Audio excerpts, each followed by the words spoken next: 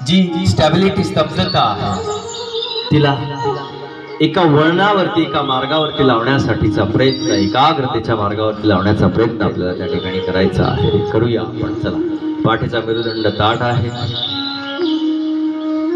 नासिका सरळ आहे, मान सरळ आहे. बघा, राम, कृष्ण, बुद्ध, महावीर त्यांचे चित्र जेव्हा आम्ही पाहतो ना, एक ऊर्जा, शक्ती, एनर्जी, पॉवर आम्हाला संचरून जाते. किती पराक्रमी आणि शौर्यदायी त्यांची जीवन गाथा. आपण कुणाचंही नाव आपल्या मुखांमध्ये आपण त्यांचा जय जयकार करत नाही. अशाच व्यक्तींचा आपण जय जयकार करतो ज्यांनी मानव जातीच्या कल्याणाचा करता म्हणून आपल्या जीवनाची संपूर्ण आहुती दिली.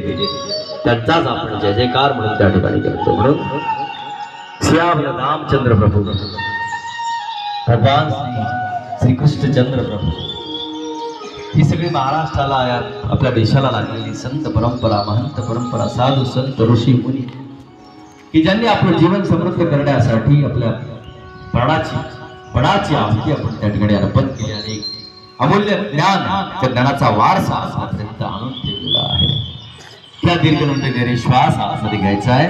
ज्या गतीने घेतोय त्या गतीने हळूवार बाहेर सोडायचं. भस्त्रिका प्राणायाम, सामान्य, मध्यम आणि तीव्र. काल मी सांगितलं होतं आपल्याला, आपापल्या 1,92,92,08,055 वर्षापूर्वीची ही असणारी आपली भारतीय वैदिक सनातन परंपरा.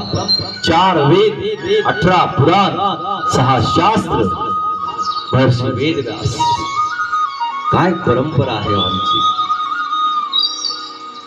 किती भव्य दिव्य ज्ञान आहे. म्हणून नेहमी भारत हा आपला जगद्गुरु राहिलेला आहे. नेहमी भारताने समृद्ध मानव जातीचं आणि या भूतलाचं नेतृत्व त्या ठिकाणी केलेलं आहे. त्याचे आम्ही वंशज आहोत. म्हणून आमच्या त्या वंश परंपरेला गालबोट लागणार नाही याची दक्षता आम्हाला घ्यायची आहे. त्या दीर्घलंबे गहरे श्वास आत बाहेर घेत सोडत भस्त्रिका प्राणायाम करत राहा. 5 मिनिटांपर्यंत लगातार आपापल्या शारीरिक क्षमतेनुसार करा. आता डोळ्यांची करोवार पाव आहे. प्रत्येकाचं शरीर वेगळं आहे, प्रत्येकाच्या क्रिया वेगळ्या आहेत, प्रत्येकाची शक्ती साधना वेगळी आहे, प्रत्येकाची IQ पॉवर वेगवेगळी आहे. त्यानुसार आपल्या शरीर सामर्थ्यानुसार आपल्याला करणे आहे. प्रत्येकाचा स्वधर्म आहे, स्वकर्म आहे. प्रत्येकाने डोळ्यांची करोवार पाव करणे आहे. म्हणून व्याधिविकार मुक्ती होण्यासाठीचा हा